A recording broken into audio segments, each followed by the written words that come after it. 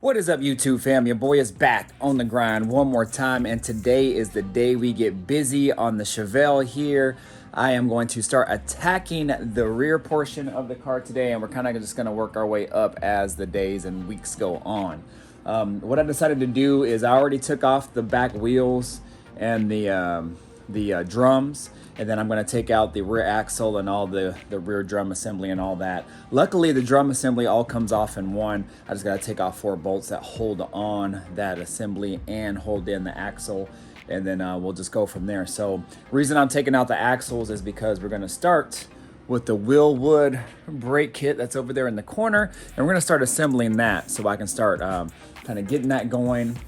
I'm probably going to have to modify and or buy some new brake lines, and then we'll just kind of just go from there. So I got a lot of tasks that I got to do. I really got to get going on these wheels right here. Well, not really get going, but since I sanded them and everything, I have to polish them up and then ceramic coat them and then just get them out the way. So if you guys don't know, I was just cleaning up some micro scratches from when they had the tires put on. So it sucks that I had to take off the layer of ceramic coat that they put on, but it is what it is. It's teaching me some things about ceramic coating and polishing wheels again. So it's not a big deal. It's just another task that I have to battle. Anyways, you guys, my time for this build as far as video content is going to be somewhat limited. I'm going to try to just, again, film everything along the way, especially since we've all been waiting for this car. However, a lot of times I will do kind of like a step-by-step of what I do. So you probably won't really be seeing too much of that. What I'll probably do is do a task and then come back with the video and show you what I did instead of like step-by-step on how I did it. I will be leaving the camera running at some points, time-lapsing, things like that. But being that we are really focusing on our business right now, because we're kind of like in a pivotal place where we got things cleaned up, we're where we need to be, we're making money and paying the bills, but we're not really where we want to be at this point in time. But we understood that there would be a regression, so to speak, kind of like a cleanup phase in order to get to where we need to be, and so we're really trying to focus on that right now. So any time that I got on this car is very limited. So that's why, like I said, I won't be showing long videos and step-by-steps and things like that. So but I'm still gonna try to keep the videos anywhere between 15 to 30 minutes ish, so that way you guys can get some good content on this car. So if you're new to the channel, definitely think about subscribing, hit that notification bell, all that good stuff, y'all. 71 Chevelle restoration, we are almost there. All right, y'all, so let me go ahead and take it back to the rear end here and show you what I'm going to attack. All right, you guys, here we go. So here it is right here. Like I said, I got everything off. Well, at least the wheel off and the drum off. But all it is these 4 bolts here hold that plate on. That's what holds the axle in, and that's what holds this whole hub assembly. So it's nice that I could just take the axle out and then take this off and set it to the side. So I already took the brake lines off yesterday because I wanted them to bleed, because I didn't really want to mess with brake fluid today. And I had to take out a stud because I wanted to measure the knurl size inside of here. If you guys don't know what that is, on the back of this stud, it has like little teeth. And when you pound it or screw it in here, where you got to pull it in, and I use a little lug nut to kind of just pull it in and seat it. It helps the stud not spin and keeps that locked in place. So I had to take one out and measure it because I ended up getting, oh, where is it at? Oh, right here. So this is a relocation kit for my coilover. So y'all talk a little bit more about that later. But right here, I ended up getting some new longer lug studs or wheel studs. So these are just under 3 inches. They're 2 7/8. They're still the 7/16 by 20 size, which is the same size that's on the car right now. So that's what I'm just gonna stick with. I was gonna get 1/2 inch by 20, but I just decided not to. I mean, there's really no need for me to go 1/2 inch, being that I probably won't be racing the car. I just wanted longer studs so I can have a little bit more grab for the wheel and have a little bit more security. I'm gonna go ahead and take off both sides, and then after that I'm actually going to clean up in here. This is really irritating me. I had this thing so clean, and so I'm just gonna go ahead and kind of just wipe everything down. Luckily I sprayed everything, but as you can see, I mean, I don't know, man. I'm hoping that stuff will come off and it doesn't leave any type of crazy residue or anything, but we'll see. So anyways, let me go ahead and start attacking this, and then I'll chime back in here in a little bit.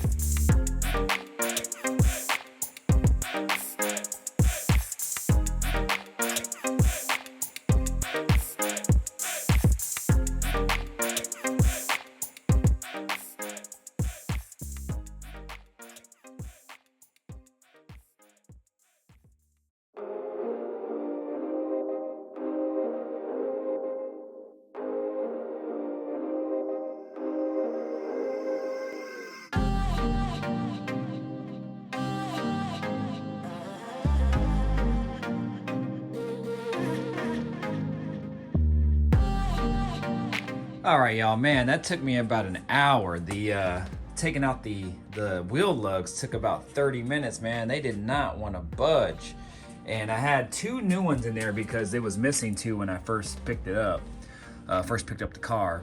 And then, so I put those 2 new ones in, and that, I took out one already, the new one, just to measure it, just to make sure I had ordered the longer wheel studs correctly. And that one came out with a breeze, but the remaining did not. And I ended up bending, really messing this this lug nut up, so, which is okay because they're old anyway. But man, now I did not ever count the spline, so I never knew what spline count these axles were. So, and these things are 32 spline, y'all, 32 spline. So my man was about to get down. He was about to get down. And this is what I mean about it being a little bit dirty under here. I'll grab my flashlight so you guys can kind of see. Now, it was a lot dirtier before, and obviously I couldn't spray everything, but you guys can see like how dirty it is in there. And I'm hoping that this will come off.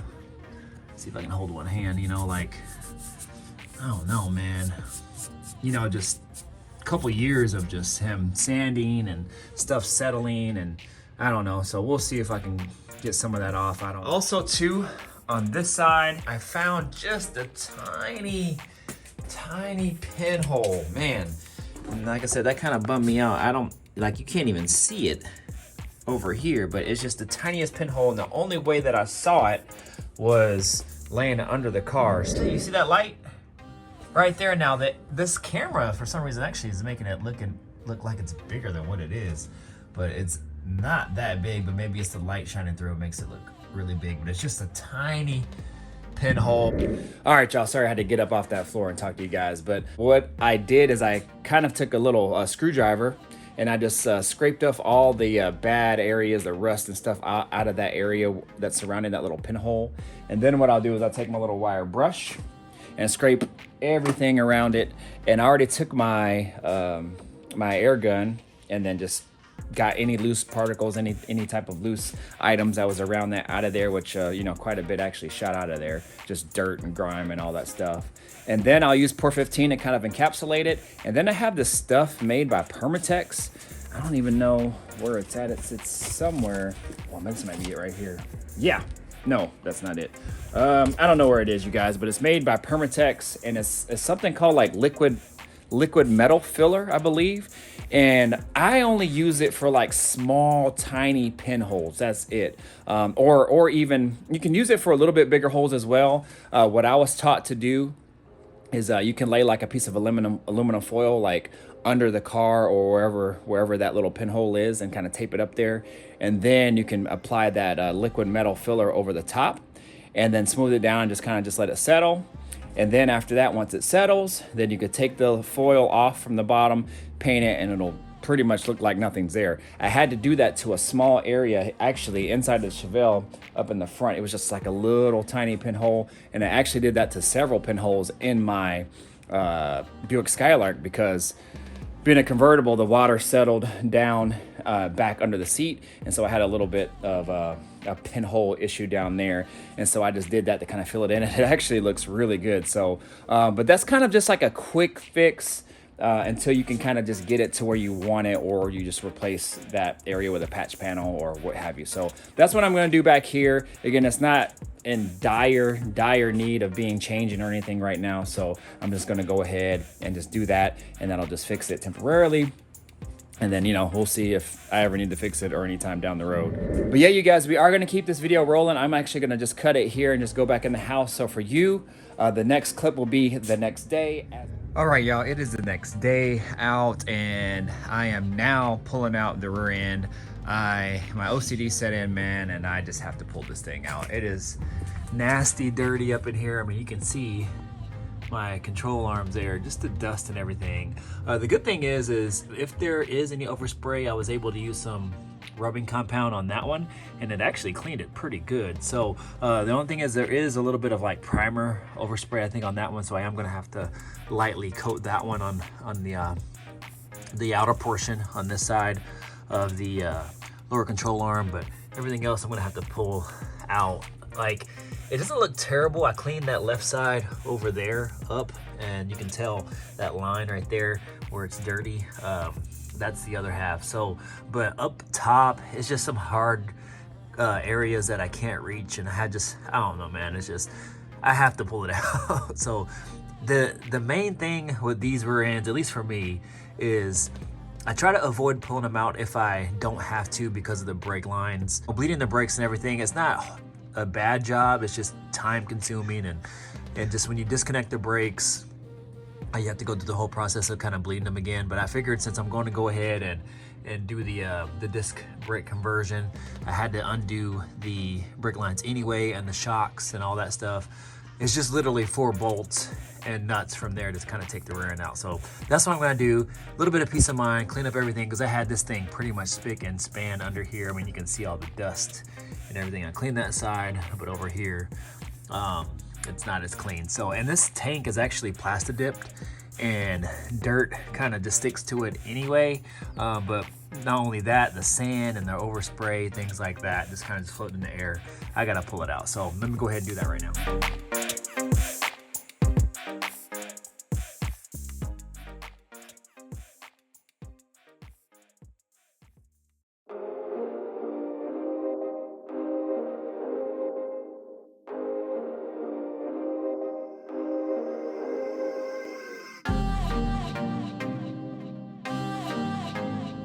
All right, y'all, so now I got it out and you saw on my time lapse how much of a struggle that was. That tank is a little bit bigger and wider, and so when I had it all the way down, I didn't have the car jacked up high enough and it wouldn't clear. And I have the car on jack stands, but I had my jack under the rear end. So I have a smaller jack, but it's not really tall enough. So I had to like finagle that thing out the side and try not to get it to fall, because I have, you know, the drum assembly off and it's just open right now and the fluid is still in it. So I was trying to get it not to basically lay on its side and spill all the fluid out, but I managed. So now what I did is I put a covering on it because it's threatening to rain. You can probably see little drops here. So what I'm gonna do now is go ahead and clean it up, my air hose out, and just try to just get it as dry as I can and just let it sit. I might even bring my dish heaters out and then put that on it as well, so that way it can dry a little bit faster, because I would like to get this painted today if possible. So let me go ahead, tack that right now. All right, y'all, so here we go. I got it all cleaned up. These heaters are the truth, man. I've had these heaters for so long. These heaters actually used to keep me really warm in my old house. That garage was not insulated at all, man. I've had these ever since, man. Best 25 bucks each I ever spent. Got them from a friend, but now I use them to kind of dry things. So now we have this all cleaned up, ready to go. I'm gonna use my Summit chassis enamel, man. Best stuff ever. I actually use it on that frame and all my frames. But we are going in on this now. So all I'm gonna do is, actually I'm gonna coat this thing with a few coats. I use the chassis enamel flat black because I really don't like glossy painted car parts too much, at least glossy black. I kind of feel like they show a lot and they have to be really clean in order to look good. So any imperfections on the gloss is I don't really care for, and you see. So I kind of leave it flat black with a little bit. It's kind of like a low gloss sort of, but I feel that it actually looks a lot better on car parts, especially undercarriage parts, because it's gonna get dirty anyway, and if it gets dirty then it doesn't show as bad as it would with a gloss finish. So wipe down everything under there. Just got to get the lower control arms, get those all nice and looking good, but I am having some trouble getting the T part of the brake line. So there's like a rubber hose that goes to the hard line. That hard line fitting is actually rounded out. I got some vice grips really carefully on it right now. Well, I've been trying to, but it's just really tight. So I got it soaked right now with some PB Blast. So I'm gonna let that sit for a while, try to get back at it again. But I'm really trying not to bust it. If I can't get it loose, and I'm just gonna leave it be and just not change that line. I was just trying to change it just because I don't know how old it is, but because it's a rubber line, I'm just gonna get a new one. Well, I'll have everything out, but if I can't get it, shit, I'm just gonna leave it, y'all. But I'm gonna go ahead and start painting this right now and do it while it's still somewhat warm. It's probably about 50 degrees right now, but I'm gonna try to take advantage of the day and the little bit of warmth and get this done. So all right, y'all, so I am still at it, dark outside. I still gotta bring my rear end in, so, but who would have known these would have been a pain in the butt right here, man. So I guess I ordered them too big. I thought these are 0.480, that knurl size right there, right here. And I measured the other one and it was like the old one that came out and it was like 460, I think, 0.460. And I thought that it would have been more about this size brand new, being that it was already pressed in. Then obviously some of the teeth, some of the knurl would have gone down a bit. So that's what I thought. And then I tried to put one in and that piece of crap wasn't going in, man. I put it in about halfway and that's all it wanted to go. So, and I didn't want to strip the thread, so I took it out and I like remeasured. And I was like, man, maybe it's too big. And so what I ended up doing, and I was like, man, I just got a grinder, so that's clutch. And then I thought about, well, maybe I can grind these knurls down a little bit, since there's still probably enough teeth there, but it would still grab. So that's what I did. I just kind of grinded them down and got them down to about 460, somewhere in there, about 0.460. And then the opening on that was 0.450. And so what I did is I kind of hollowed out the hole that I'm putting those in with this old school drill, man. I really need to get a new drill. This was like my dad's or my stepdad's and probably his dad's before him or whatever. This thing is old, but I keep it around because it has a big chuck here. So any big drill bits would kind of fit in there, but I really need to invest in a nice drill. So, well, I have a smaller one, but I need to invest in one that'll take bigger drills. But anyways, so this is actually the same size, 0.450 that is. And some of them kind of bounce between 450, 4.6-ish sometimes, but so what I did is, since this is the same size, it was a tight fit in there. So I just kind of put the drill in there and kind of hollowed it out, and it grabbed some material and then I hollowed it out, and then I took my little, where is it at? My little sand file, and I just kind of just smoothed that hole out. And then I made this, again, about the same size, 0.460.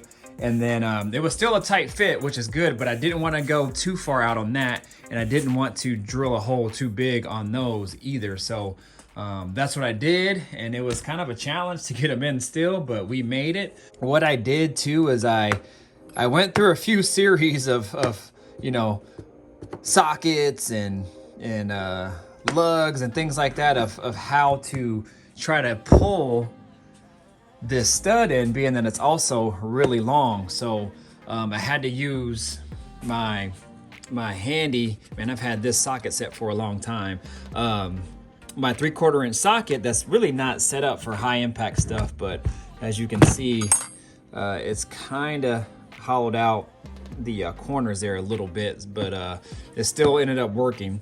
And so what I'm probably gonna do is try to pick up a 3/4 inch one that's a little bit more sturdy.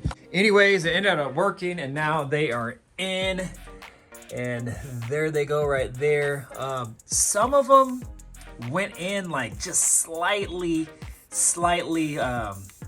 crooked, but I was able to straighten them out at the end, and shoot, it ended up working out really well. So I don't know if it went in crooked just because I kind of hollowed the hole out a little bit, or the process that I was using to kind of get them in wasn't very straight from the beginning. I don't know, but anyways, they are in there and they ain't going nowhere. And luckily I ended up saving the very first one. Like I said, I got it in about halfway, took it back out, and then there were still enough teeth on there to grab and hold. So I think we'll be pretty good on that.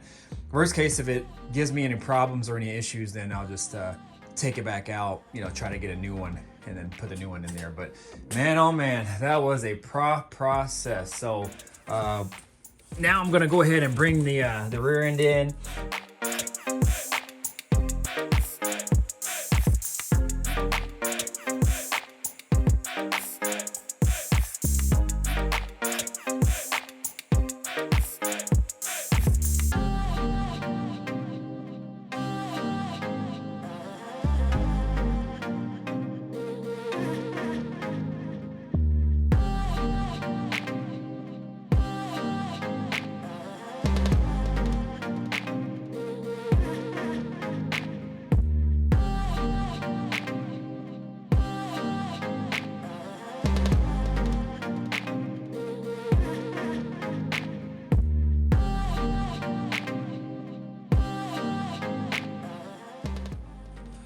All right, y'all, it's a wrap. I am calling it for the night. There was a few other things that I wanted to do and get done. I did bring in the rear end. I'll try to show you guys that. It's hard to see because it's under the car, but I'll try to shine a light on it so you guys can see.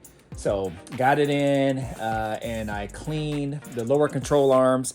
They had some overspray on them, so I put some rubbing compound on them. And the back half is far better than what it was before, and I feel like that is the worst of it, but it's gonna look really good now that I took the time to do this. So today's task was to get the rear disc brake kit on, but this took priority just because I wanted to get it done. So tomorrow I'll try to install at least one side of the disc brake kit, but that'll be in another video. But man, it's coming along, man.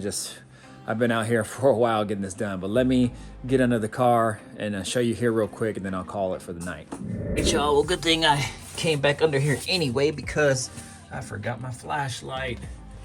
I left it under here and didn't even know it, and it was on for like a couple hours today. But anyways, this is the rear end. Look at that. Woohoo! Look how good that looks. So definitely a little touch-up areas. That's where the jack stand was, so I'm definitely going to have to touch that up. Should be on both sides, but look how good it looks now, y'all. Nice and shiny. So that should look real sharp. Just nice, clean, simple. But everything is clean for the most part now. There was dust everywhere. It's better than what it was. It's definitely not perfect, but it's definitely better. But all this is going away, going bye-bye, and It's never going to be as clean as it once was when it was freshly painted, but it'll do. As you can see, got braces here, all Hotchkiss upper and lowers. Also got a Hotchkiss sway bar as well, so that'll be going in once this is in for the final install. That was a pain in the butt to get to. That's the rear brake, the connection to that piece. That's what I was trying to replace. So all these lines are either going to be new or, well, they are new actually, but since they go to drums, I'm going to have to try to tap into this line or just get all new lines. So we'll see. But anyways, let me go ahead and get out from under this car. But yeah, y'all, looking far, far, far better. So yeah, I'm gonna go ahead and call it for the night. So definitely stay tuned for the next video. So that'll be good that I'm gonna do the brake kit tomorrow, because that'll be footage for Wednesday, because I probably won't have any more time after Sunday to work on the car, probably till like Thursday or something like that. So that'll be good to have footage for Wednesday, so stay tuned. Hopefully I can get that uploaded for you guys on Wednesday. So what I'll have to do tomorrow is go ahead and finish installing this rear end, and then after that, go ahead and start with the brake kit. So man, we at it. So this definitely threw a curve and everything, just because I wasn't anticipating taking the rear end out, but it bugged the crap out of me. I was already, you know, a part of the way there anyway, so I was like, you know what, brake lines are off, might as well just go ahead and just undo the 4 bolts, take it out, and just get it done. So luckily the weather held out for me today, so that ended up being good. But anyways, I'm gonna go ahead and get out of here. Definitely a lot of stuff I gotta do tomorrow. I gotta go to Ace, get some other lock washers and things like that, you know. And it's always go to the store, come back, go to the store, come back, get up off the ground, get on the ground, get up off the ground, get on the ground, man. It's a never ending deal with this car.